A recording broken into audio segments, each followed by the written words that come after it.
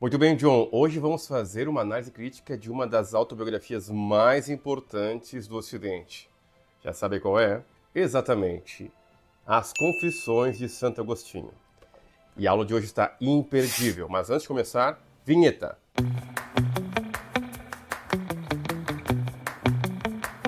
A vida de Agostinho não começou no altar, começou na inquietação. Nascido em 354 d.C. em Tagaste, uma cidade modesta no norte da África. Ele era filho de um pai pagão, Patrício, e de uma mãe cristã, Mônica.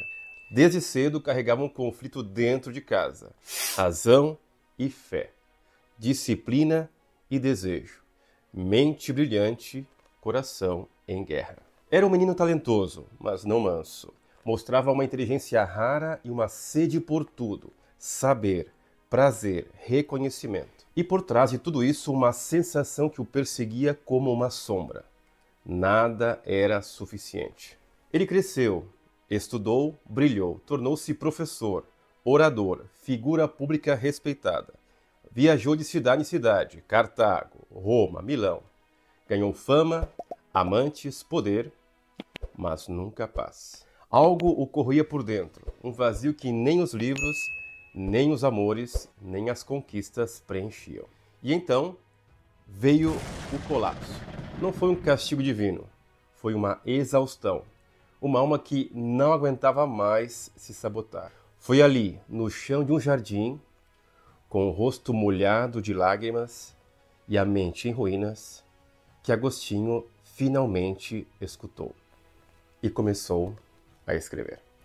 Então, somente para explicar um pouquinho como vamos desenvolver essa aula, o livro As Confissões de Santo Agostinho é dividido em 13 livros e nós vamos analisar cada um desses livros. Talvez seja uma aula bem intensa, até um pouquinho mais longa do normal, mas vale a pena. É um livro que precisa ser lido, porque na verdade é um espelho da alma. E ao ler As Confissões de Santo Agostinho, estamos lendo até mesmo a nossa própria história. As Confissões não são tratado teológico, nem um simples diário. São um relato de travessia. Um homem de 40 anos olha para a sua vida com brutal honestidade e transforma feridas em palavras. É uma confissão, sim, mas também é um espelho, porque ao narrar seus desvios, seus abismos, seus enganos, Agostinho não escreve apenas sobre si. Ele escreve sobre nós. Quem nunca se sentiu dividido entre o que sabe e o que faz? Quem nunca se sentiu viciado em algo que já não faz sentido? Quem nunca desejou mudar, mas adiou o salto? Agostinho conheceu tudo o que o mundo pode dar e escolheu não se esconder mais. Porque o verdadeiro ponto de virada, ele descobriu, não acontece fora, acontece dentro. Esse livro é uma travessia por dentro da mente e da alma de um dos homens mais brilhantes da história. Mas não espere respostas prontas.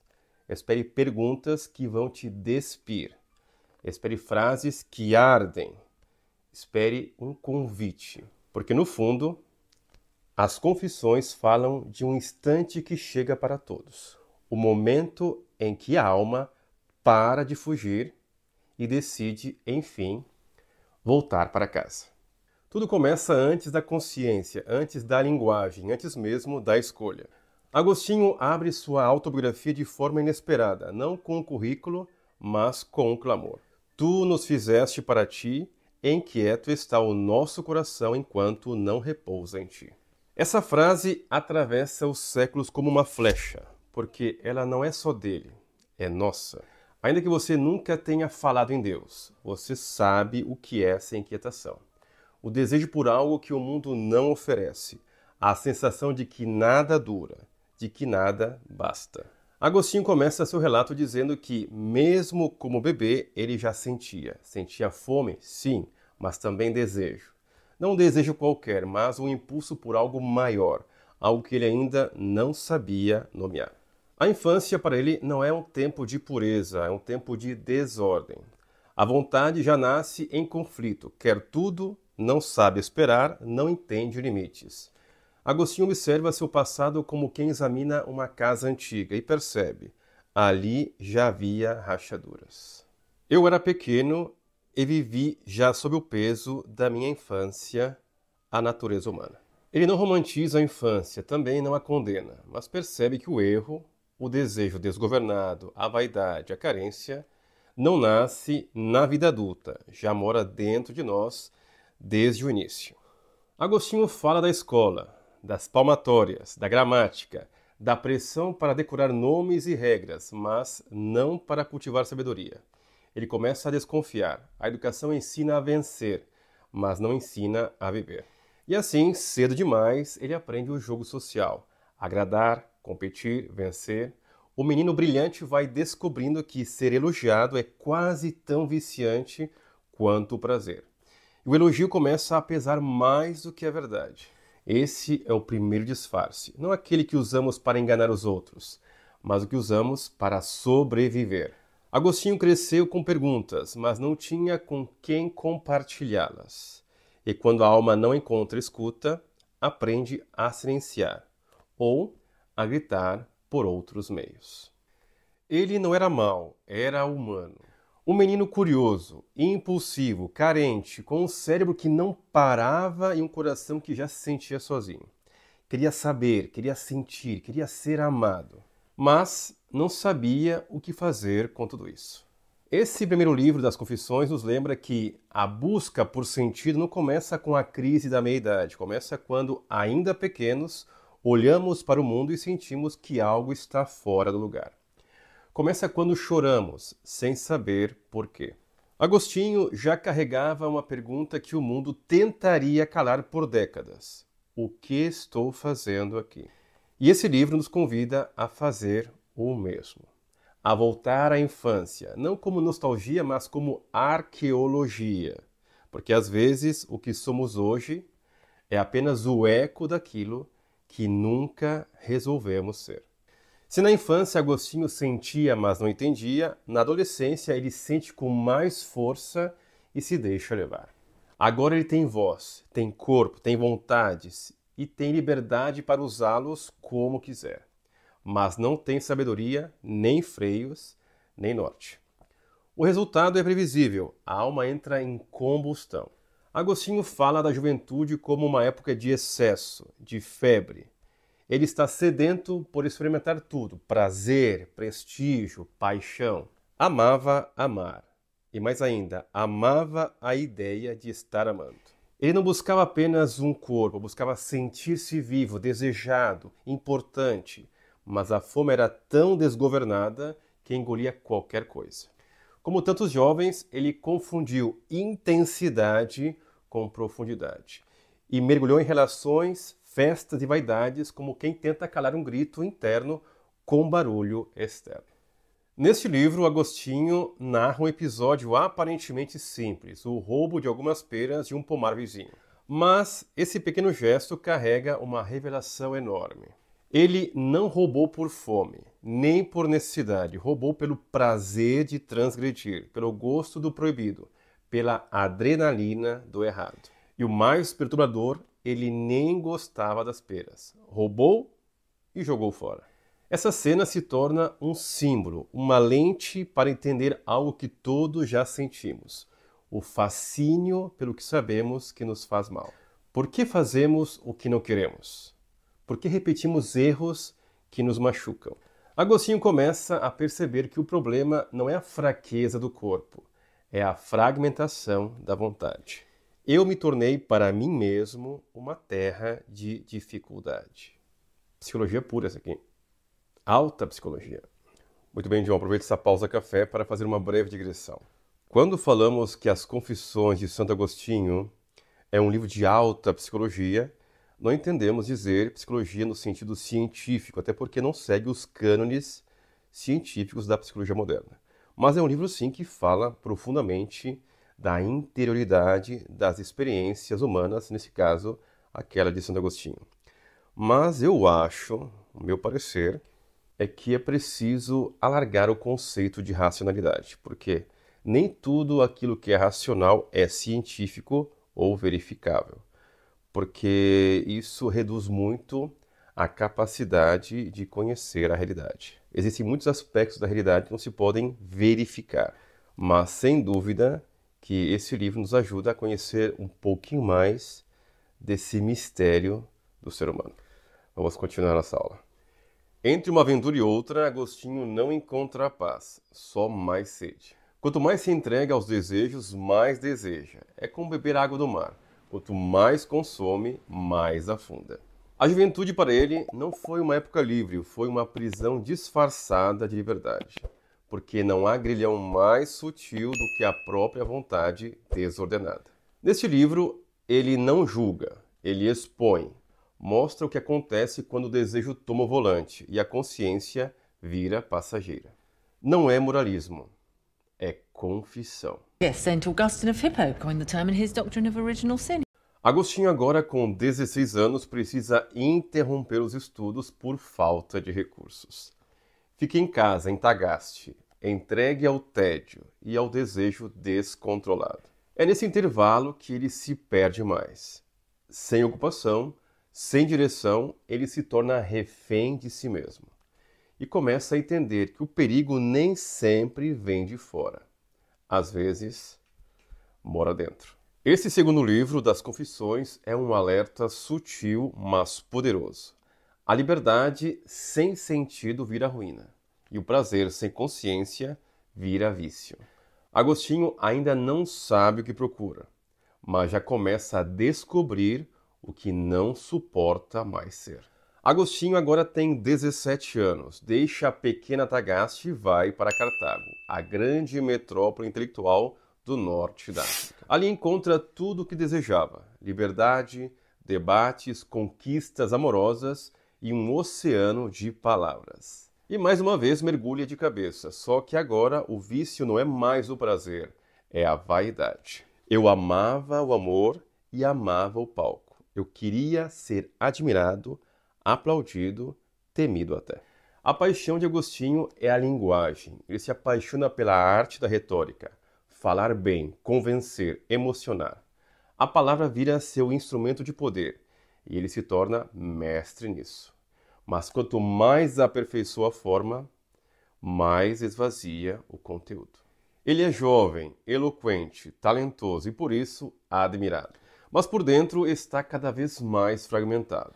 Agostinho busca o saber, mas não sabe exatamente o que procura. Ele lê, debate, ensina, mas seu pensamento ainda movido mais pela inquietação do que pela verdade. E é aqui que ele se entrega ao maniqueísmo, uma filosofia que divide o universo entre duas forças, o bem e o mal, a luz e a matéria. Essa ideia, à primeira vista, parece dar sentido às suas dúvidas, mas na prática ele entrega um álibi. Não sou culpado pelos meus erros. É a matéria, é o corpo, é o mundo. É uma filosofia que o exime de responsabilidade e, por isso, é confortável, mas rasa. O mais inquietante deste momento é que Agostinho parece estar indo bem. Socialmente e intelectualmente tudo está dando certo, mas por dentro a alma está empalidecendo. Ele começa a perceber que sua inteligência pode ser uma armadura, que o brilho pode esconder a ausência. E que existem formas de se perder que são tão refinadas que parecem virtudes. Eu me tornei um homem sábio aos olhos do mundo, mas ignorante do meu próprio abismo. A morte de um amigo próximo nesta fase o abala profundamente. É a primeira rachadura real na sua fachada de controle. E uma pergunta começa a nascer com mais força. O que resta quando tudo o que se construiu por fora não sustenta mais o que está por dentro? Grande Agostinho. Muito bem, João, aproveito essa pausa café para fazer uma breve digressão. Um dos problemas mais complexos da filosofia depois da morte é o tema do mal. O mal existe? Não existe? Quais são os tipos de mal? O mal físico, o mal moral? Uma possível resposta, considerando uma metafísica do ser, é afirmar que o mal não existe. Existe a ausência de um bem devido. Por exemplo, a cegueira. A cegueira não existe desde o ponto de vista metafísico. Existe a visão, porque a cegueira é a ausência de um bem devido, que nesse caso seria a visão.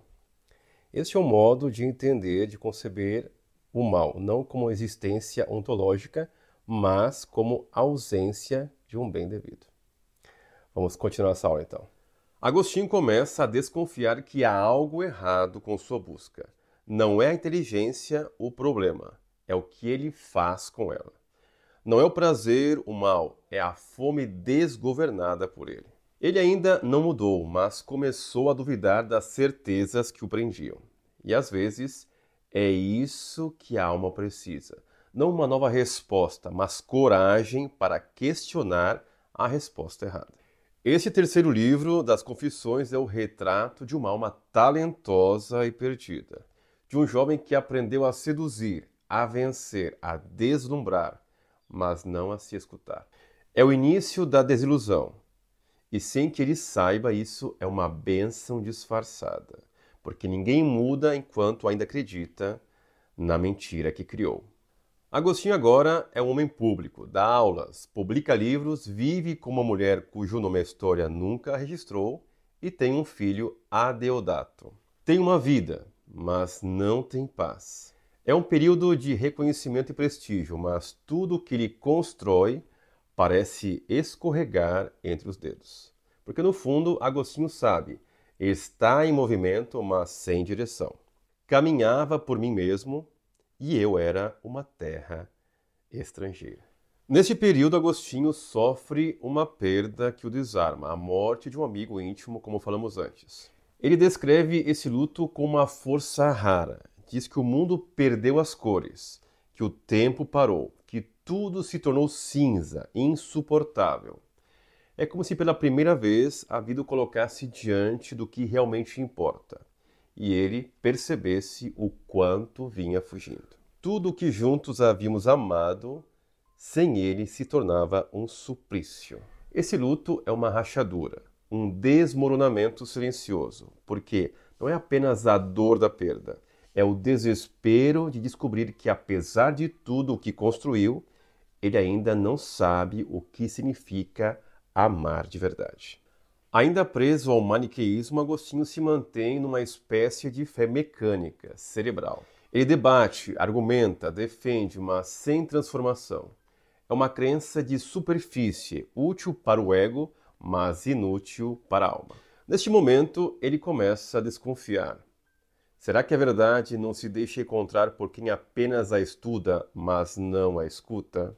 E é nesse espaço entre o orgulho intelectual e a fome de sentido que começa a nascer uma nova abertura. Não é conversão ainda, mas é um cansaço das próprias certezas. E isso, em Agostinho, já é revolução. Este quarto livro das Confissões é o retrato de um homem que parece ter tudo e já não consegue se reconhecer no espelho.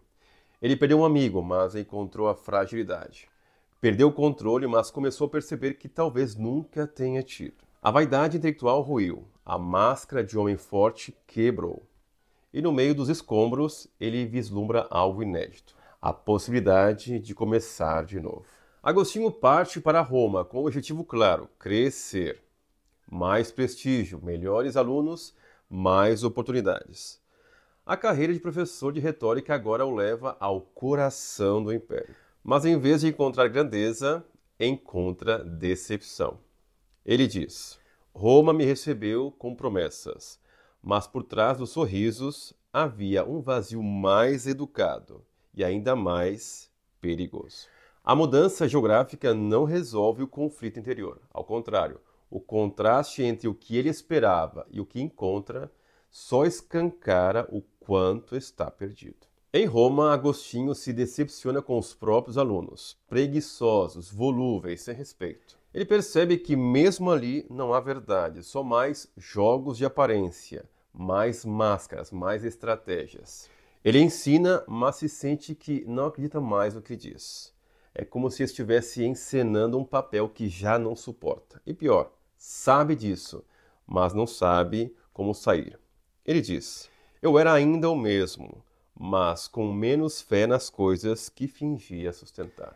Essa lucidez começa a incomodá-lo mais do que o erro, porque não há tormento maior do que perceber que não se acredita mais nas próprias certezas. Agostinho começa a duvidar seriamente do maniqueísmo. Os debates, os textos, os líderes, tudo começa a soar superficial, incoerente e frágil. Ele se encontra com Fausto, o grande mestre dos maniqueus, e sai profundamente decepcionado. A retórica de Fausto é bela, mas vazia. Mais uma vez, forma sem substância. Essa desilusão não é apenas filosófica, é existencial, porque para Agostinho já não é possível fingir. Algo dentro dele já quebrou. Saint Augustine says that man must love because he is incomplete. Loving is an act of good. A jornada então o leva a Milão, e é ali que começa uma transformação silenciosa, ainda não visível, mas profunda. Ele conhece Ambrósio, o bispo da cidade, e pela primeira vez encontra alguém que une inteligência e fé. Alguém que pensa com profundidade e vive com coerência. Agostinho ainda não concorda com tudo o que ouve, mas algo começa a acontecer. Ele escuta. A dureza vai cedendo, o ceticismo vai dando lugar à curiosidade, e a alma, cansada de se enganar, começa a admitir o que evitava. Talvez exista outra forma de viver. Este quinto livro das Confissões marca a virada subterrânea. Nada mudou por fora, mas tudo começou a mudar por dentro. Porque Agostinho, pela primeira vez, para de falar e começa a ouvir. Roma falhou, as ideias falharam, o sucesso falhou. Mas o silêncio que se instala dentro dele é fértil. E é o tipo de vazio que já não destrói. Prepara. Muito bem, John. Chegamos agora numa parte do livro, os capítulos 6 e 7, que são muito interessantes. Sobretudo o encontro com Ambrósio. Santo Ambrósio se torna para Agostinho um ponto de referência, em primeiro lugar intelectual e depois moral. E se transforma, por assim dizer, num pai espiritual, um pai que Agostinho nunca teve. Um pai que ensina a caminhar, que caminha ao lado dele, que chama atenção, que diz sim, que acolhe, mas também que diz não. Isso é importante. Vamos continuar essa aula. Agostinho agora vive em Milão, dá aulas, vive com a mãe, com a companheira e com o filho. Por fora tudo parece ordenado, por dentro é caos. Ele está num impasse existencial, sabe que não quer mais a vida que tem, mas ainda não sabe viver de outro jeito. Ele diz: pedia clareza, mas temia o que ela poderia revelar. Ele frequenta a catedral onde Ambrósio prega, vai por curiosidade e fica, não pelos dogmas, mas pela inteligência. Ambrósio é uma novidade, alguém que pensa profundamente e vive com humildade. Agostinho começa a ver que a fé não é o oposto da razão. Pode ser sua plenitude. Mas ele ainda resiste, porque mudar a mente é fácil. Difícil é mudar o coração. Mônica, sua mãe, é presença constante. Ela não debate com ele, ela espera, não o força, ela crê. Sua fé silenciosa é uma provocação divina. Ela representa um tipo de sabedoria que Agostinho ainda não compreende. A de quem já encontrou descanso e, por isso, não precisa mais provar nada. Agostinho começa a ler os filósofos neoplatônicos. E há algo neles que o impacta. Eles falam de busca pela unidade, pela luz, pela origem de tudo. Conceitos que ecoam suas próprias inquietações. Ele encontra palavras para nomear o que sente. A alma está ferida porque foi arrancada da fonte. A vida é esse esforço de retorno. Mas o que falta nesses textos é o centro, uma figura viva, uma história concreta, uma encarnação do sentido. E é aí que Agostinho começa a olhar para Cristo, não como símbolo, mas como chave. Ele ainda não entende tudo, mas algo acende, um clarão, uma faísca, uma possibilidade. Ele diz: eu li, eu compreendi, mas meu coração ainda não era capaz de se entregar. É o momento da tensão máxima. A razão já se curvou, mas o desejo, o ego, o orgulho, esses ainda resistem. Esses livros das confissões são um retrato de uma alma à beira da conversão e da implosão. Tudo que o trouxe até aqui, a inteligência, a ambição, o desejo, já não serve mais. Mas ele ainda não sabe o que colocar no lugar. E é nesse vazio, nesse cansaço, nessa sede, que algo começa a nascer. Não é uma mudança súbita, é o esgotamento de todas as fugas. E às vezes, é exatamente aí que a verdade encontra espaço para entrar. Agostinho está cansado. Intelectualmente já desmontou todas as suas antigas crenças. Emocionalmente está exausto. Espiritualmente, ainda em fuga. Mas o cerco está se fechando. E não é o mundo que o pressiona, é a própria alma que não aguenta mais ser dividida. Ele escreve: eu era dois, mas desejava ser um. Ele sabe o que precisa fazer. Sabe que precisa romper os antigos hábitos, se despedir da companheira, escolher outro caminho. Mas o desejo de mudar ainda briga com o medo de perder. Ele está no limite, e é exatamente aí que a verdade começa a atravessar as últimas barreiras. Agostinho vai para o jardim. Está com um amigo, mas logo se afasta. Senta-se debaixo de uma figueira e ali desaba, chora, grita, sente-se sujo, destroçado, indigno. A luta entre o desejo de mudar e o apego à velha vida chega ao auge. Ele diz: por quanto tempo ainda direi amanhã, amanhã? Por que não agora? E então acontece o inaudito. Ele ouve uma voz infantil vinda de uma casa vizinha cantando: toma e lê, toma e lê. Um chamado simples e claro. Agostinho entende que não é uma brincadeira, é um convite. Ele corre até o lugar onde havia deixado um volume das cartas de Paulo, abre ao acaso e lê. Não em orgias e bebedeiras, não em luxúrias e devassidões, mas revesti-vos do Senhor Jesus Cristo e não cuideis da carne para satisfazer seus desejos. Romanos, capítulo 13, versículos de 13 a 14. Não foi uma explicação, foi um golpe de luz. Naquele instante, ele para de resistir. Não entende tudo, não tem todas as respostas, mas entrega o que tem, o próprio coração.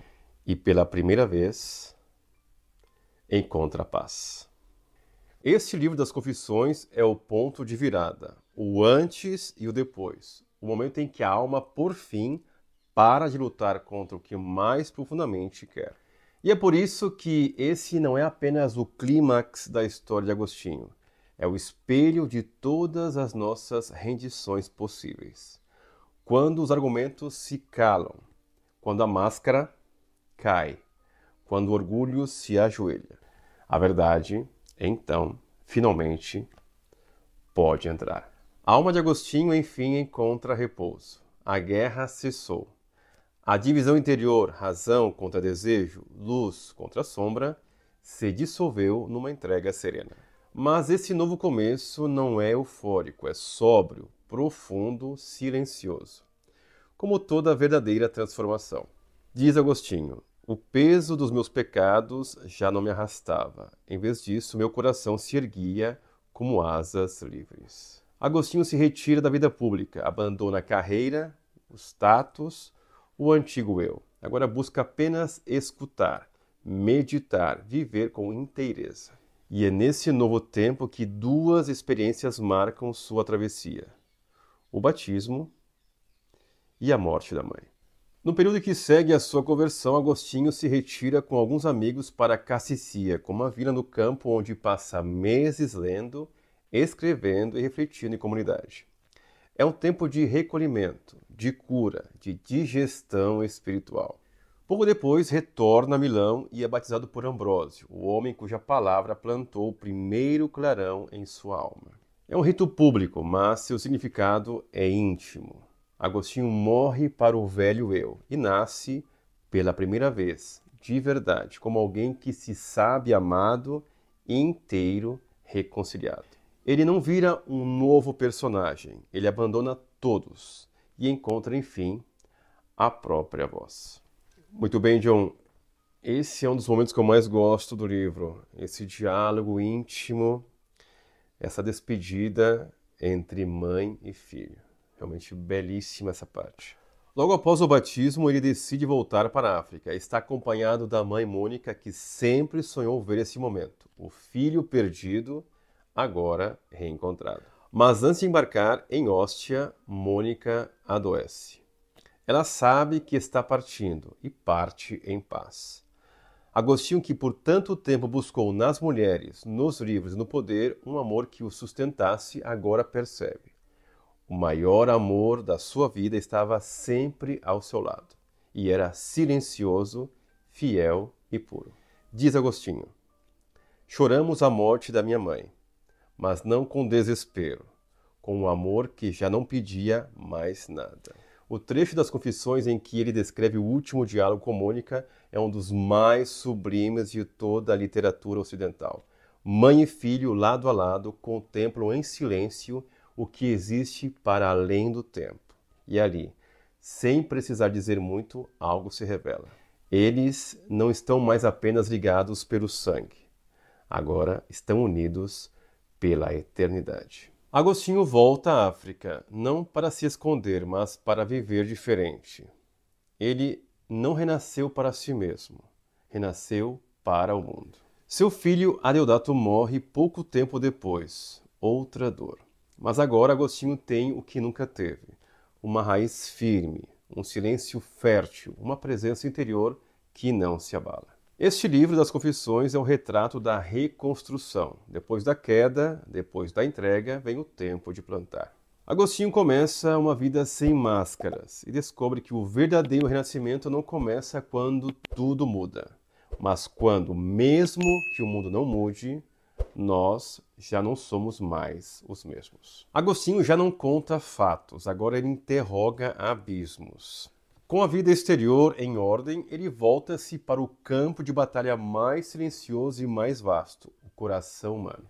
Ele diz: quero conhecer a mim mesmo, para conhecer a ti.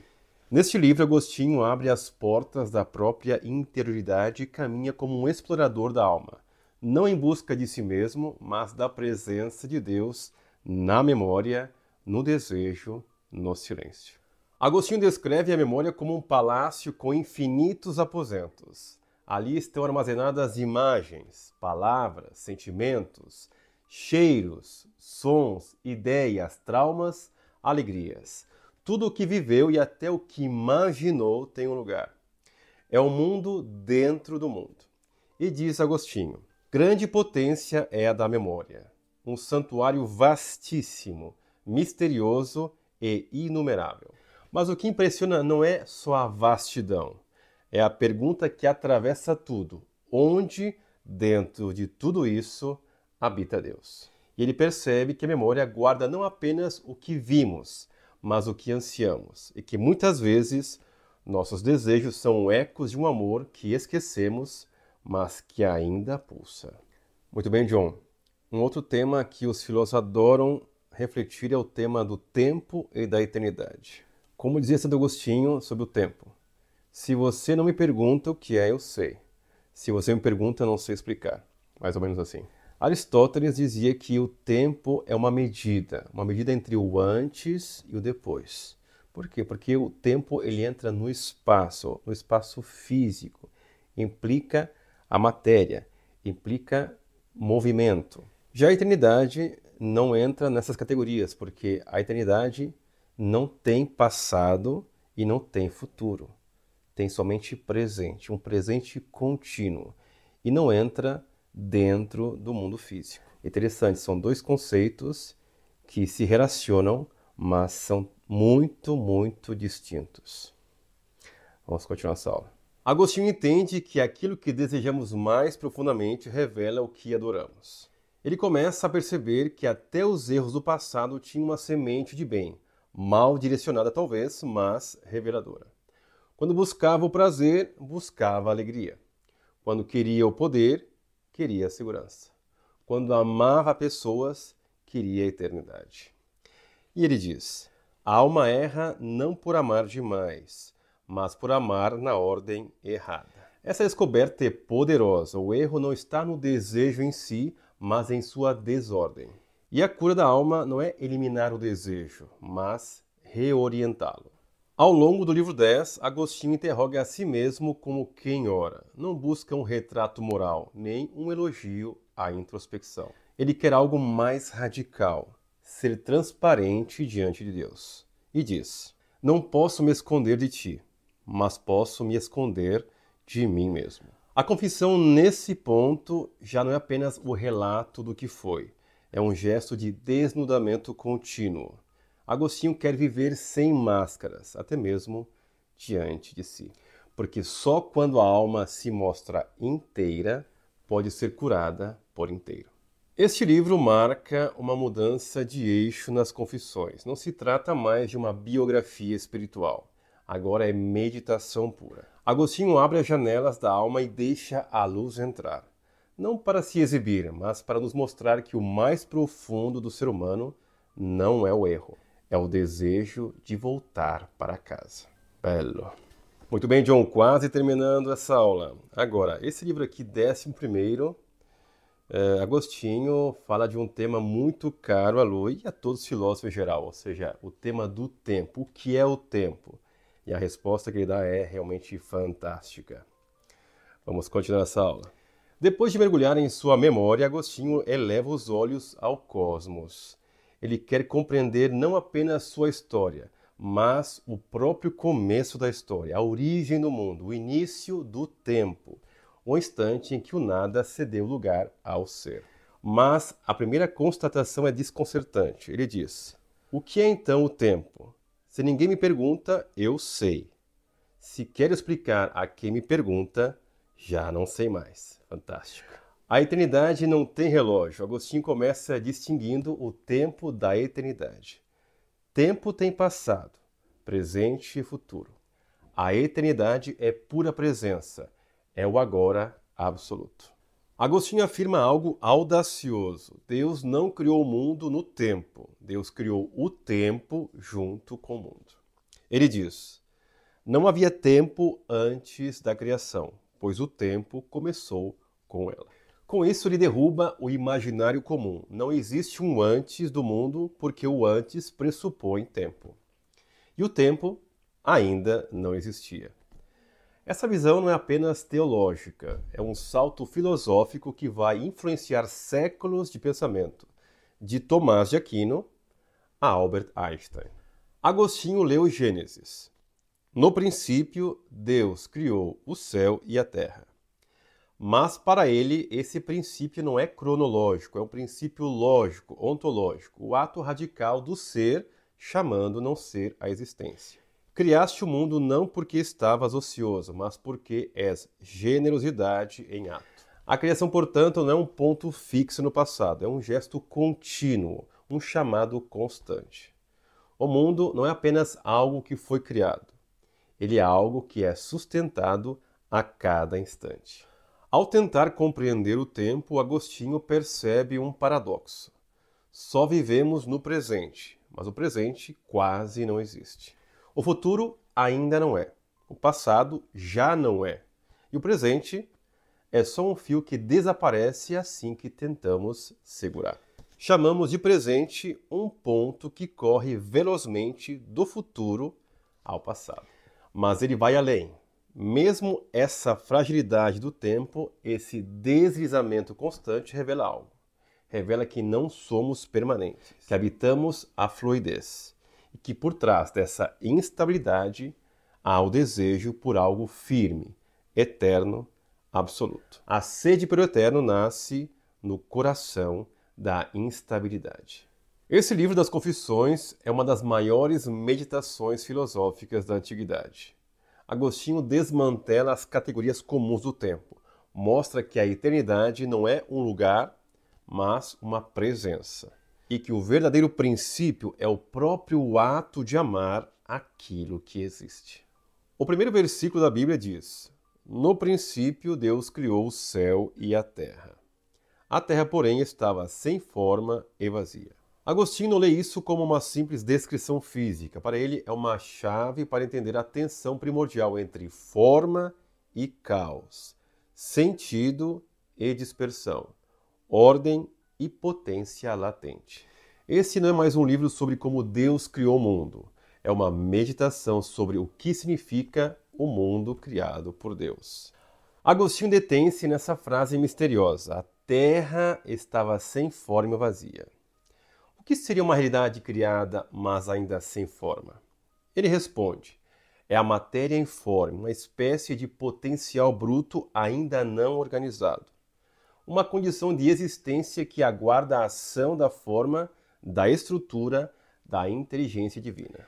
Fizeste a matéria do nada, mas ainda sem beleza. Criaste a possibilidade e depois o sentido. Essa distinção ecoa Platão, mas a ultrapassa. Agostinho não pensa em dois mundos, um ideal, outro real. Ele vê o real como uma dinâmica de modelagem contínua. O mundo como uma obra inacabada que vai sendo moldada pela presença do Verbo. Neste livro, Agostinho mostra-se mais do que um intérprete. Ele é um homem deslumbrado diante da profundidade de um verso. Ele reconhece, por mais que investigue, a totalidade do mistério não se deixa capturar. Mas isso não o frustra. Ao contrário, o fascínio está justamente aí, no infinito contido no simples. Aquele que diz entender totalmente a criação, não entendeu nada. Este livro das Confissões é uma aula sobre como pensar o real com reverência. Agostinho nos lembra que por trás de tudo que existe, desde uma pedra até uma galáxia, há uma inteligência que modela, organiza, sustenta. E que compreender o mundo é, antes de tudo, um gesto de escuta. Et comme disait Saint Augustin, aime et fais ce que tu veux. O último livro. Vamos lá, John, vamos lá. Tudo começa com a luz. Não a luz do sol, nem das estrelas, mas a luz primordial, anterior a tudo, que Deus cria antes de haver qualquer coisa visível. Disse Deus, faça-se a luz, e a luz foi feita. Agostinho ouve esse verso como quem escuta um chamado pessoal. Essa luz é a inteligência iluminada pela verdade. É o primeiro clarão da consciência. É o instante em que a alma percebe que existe algo maior do que ela e que ela foi feita para isso. Neste último livro, Agostinho abandona toda a ambição cronológica. Ele não quer saber quando o mundo foi criado, quer entender como o mundo continua sendo criado dentro de cada pessoa. A criação do mundo é a criação do coração. Cada um de nós é um novo Gênesis. Então, verso por verso, ele interpreta os 7 dias da criação como etapas da formação interior da alma. A luz, o despertar da razão. O céu e a terra, a separação entre o espiritual e o sensível. As águas, o inconsciente, as emoções. Os astros, a ordem dos tempos, a disciplina do espírito. Os animais, as potências da alma. O homem, a imagem de Deus em nós. O repouso de Deus, o retorno da alma à sua fonte. Cada passo do Gênesis não é apenas algo que aconteceu, é algo que acontece dentro de nós todas as vezes que despertamos. O repouso que todos buscamos, o clímax do texto é o 7º dia. Não há criação nesse dia, há silêncio, paz, contemplação. E Deus descansou de todas as suas obras. Belo. Agostinho lê isso não como cansaço, mas como plena realização e entende, o destino da alma humana é esse repouso, não a inércia, mas o repouso do amor que, tendo encontrado o que buscava, já não precisa correr. É o retorno ao lar, é a síntese do desejo, da inteligência e da entrega. Esse livro final das Confissões transforma a cosmologia em espiritualidade. Agostinho nos leva a perceber que a criação não é apenas o surgimento do mundo físico, mas o processo contínuo da alma que se deixa modelar pela luz. E assim, as confissões terminam como começaram, com um chamado. Mas agora o chamado não é mais um grito, é um sussurro. É a voz da verdade dizendo: vem, eu sempre estive aqui. Belo. Muito bem, John, vamos fazer uma síntese dos principais argumentos da aula de hoje, porque foram muitos.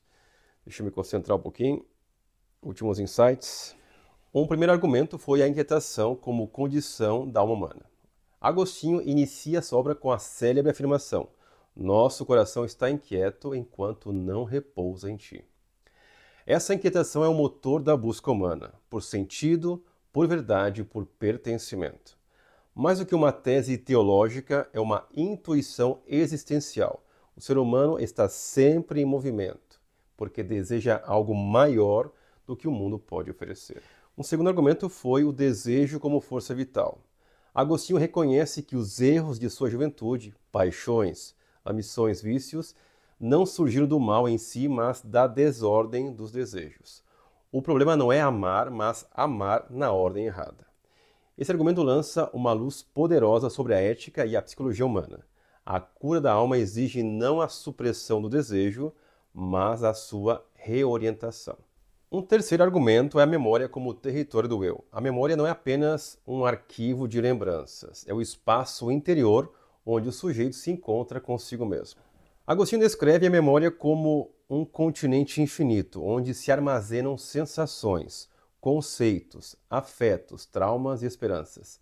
É um modelo complexo da subjetividade que antecipa questões centrais da psicologia contemporânea.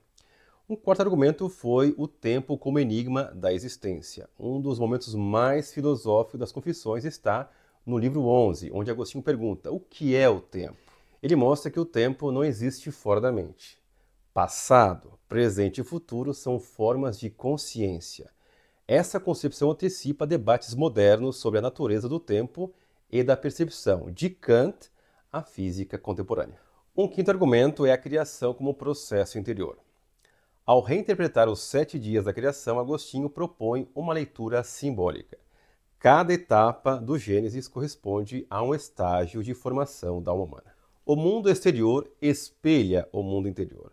A verdadeira criação acontece dentro de nós, quando damos forma à nossa vida, nos nossos afetos, na nossa liberdade. Um sexto argumento é a confissão como linguagem de verdade.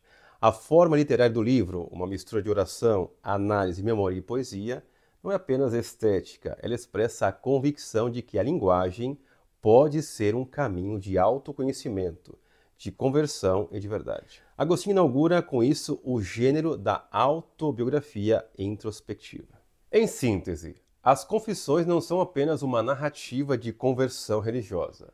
São uma obra-prima da introspecção filosófica, da escuta psíquica e da linguagem como revelação. Agostinho argumenta com intensidade e lucidez que só há liberdade quando a alma encontra sua forma, e que conhecer a si mesmo é, antes de tudo, reordenar o amor. Muito bem, João, vamos à conclusão deste livro maravilhoso. Ao terminar a leitura das Confissões, não é apenas Agostinho que conhecemos mais profundamente, é a nós mesmos. Este não é um livro comum, é um espelho que se transforma em janela e depois em estrada. Começa como o relato de um homem em busca de sentido e termina como um mapa silencioso da alma humana, da sua fome de verdade, da sua sede de repouso. Agostinho não escreve para convencer, escreve para entender-se. E é justamente nessa honestidade crua e luminosa que a sua voz continua ressoando há mais de 1000 anos. Cada página é o registro de uma batalha invisível entre o desejo e a razão, entre a vaidade e a escuta, entre o mundo que distrai e a presença que chama. E ao final, Agostinho não nos oferece fórmulas, oferece um gesto, o gesto de quem, depois de errar, lutar, buscar e cansar-se, finalmente cede. Cede ao silêncio, à verdade, à luz que, como ele mesmo intui, nunca esteve ausente. As Confissões não nos ensinam o caminho, elas nos transformam no viajante. E uma vez iniciada essa jornada, o que era autobiografia torna-se espelho, labirinto e, finalmente, morada. Porque, em algum ponto do percurso, sem perceber, não estamos mais lendo Agostinho. Estamos nos ouvindo. Nos vemos no próximo domingo.